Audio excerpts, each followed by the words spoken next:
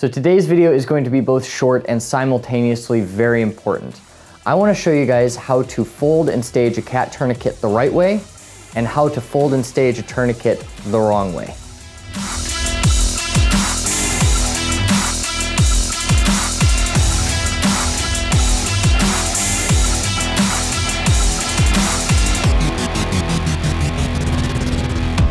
So believe it or not, how you fold and stage your tourniquets is a really big deal, and it can be the difference between life or death in a patient you're applying this to or yourself.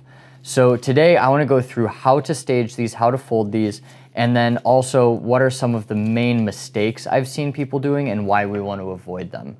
So there are two main ways you can fold a tourniquet, and both ones work fine.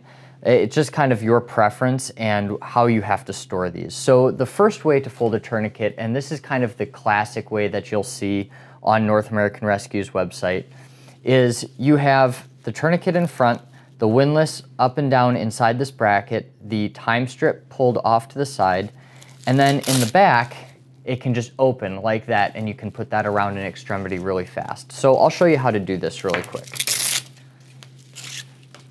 To fold this method, if you take the tourniquet and you've completely taken out the strap and everything, all you have to do is you feed the red tip through the first buckle, and you might have to play around with how big you make this initial loop, but you just play with it and figure out what works for you and what size it needs to be. So you pull it through the loop to a point, and then you fold it back on itself.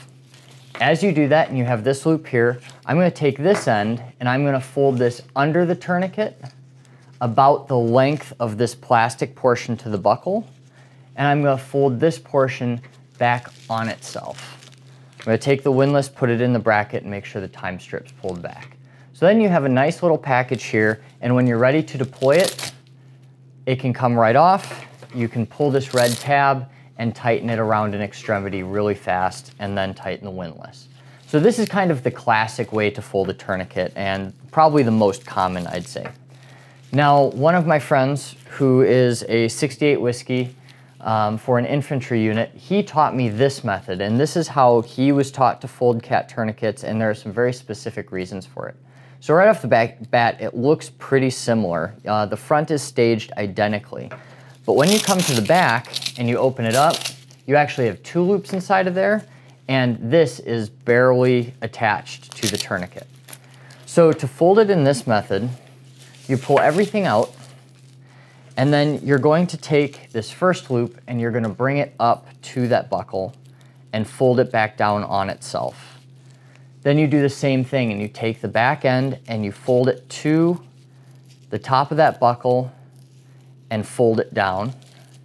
And then you take the last section and you bring it up, and you're going to take it through this buckle only slightly and fold it back over. Now this offers a couple advantages to the first version I showed you. For one, this is already a lot bigger, so if you need to put this around a really big leg, you can open this up quite a lot more. The second thing this allows you to have is you don't have much Velcro attaching this. So you can really quick pop this out, take it off if you need to put it on a leg, or just take it off and tighten it really fast. The other advantage this gives you is while it's in that form factor, if you have to put this tourniquet in an enclosed pocket, either on the shoulder of your combat shirt or in a cargo pocket, you can take this red tip and this can actually hang outside of your pocket. So people around you know that you have a tourniquet on you. Obviously, this is only going to be a benefit if you work around people that actually know bleeding control and how to apply a tourniquet, such as military law enforcement. So probably a little bit less so for civilian use because people aren't going to know what that means. But if you have a unit and you've all decided that this is how you're going to store your tourniquets, it will be advantageous to you. Now that I've shown you the right ways to stage tourniquets, I want to show you some of the big problems I've seen and talk about why these are issues.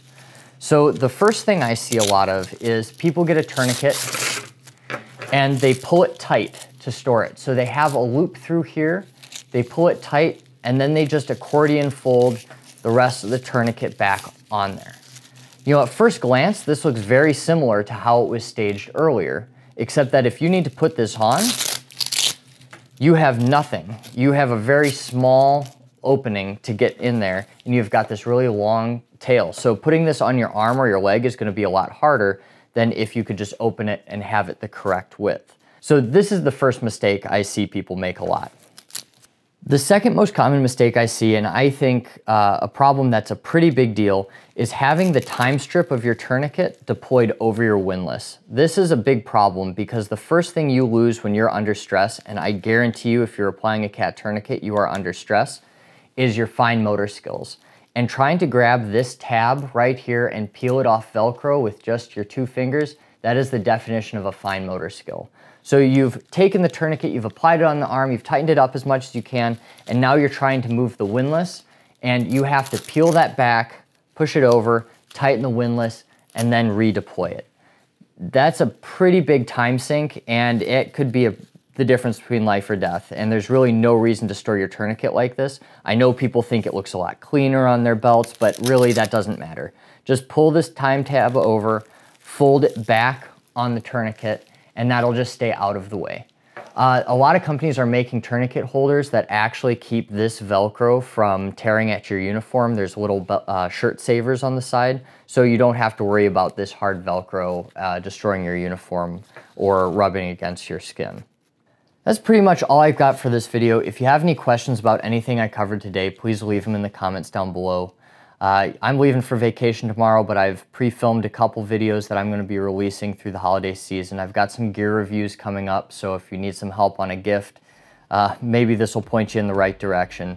But like always, I appreciate all of your support, and I will see you next week.